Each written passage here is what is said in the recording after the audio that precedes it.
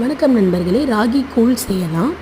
நைட்டே இதை செஞ்சு வச்சுட்டு காலையில் தயிர் சேர்த்து குடித்தா ஃபர்மெண்டேஷன் நொதித்தல் நடந்து உடம்புக்கு ரொம்பவே நல்லது. ஒரு பாத்திரத்தில் 2 செம்பு தண்ணி விட்டு கொதிக்க விடுங்க. அது கூட 4 டேபிள் ஸ்பூன் ராகியை 1 டம்ளர் தண்ணியில் கரைச்சி சேர்த்துக்கோங்க.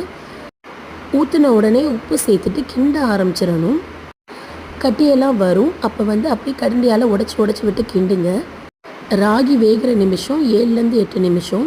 மேலே இந்த மாதிரி கிளேசி, அதாவது தலை கொதிக்க ஆரம்பிக்கும் போது அடுப்பை ஆஃப் பண்ணிடலாம். 1/2 டம்ளர் தண்ணி ஊற்றி மூடி வச்சுருங்க. ஃபர்மெண்ட் ஆகட்டும். காலையில் சின்ன வெங்காயம் 25 எடுத்து வெட்டி வச்சுக்கோங்க.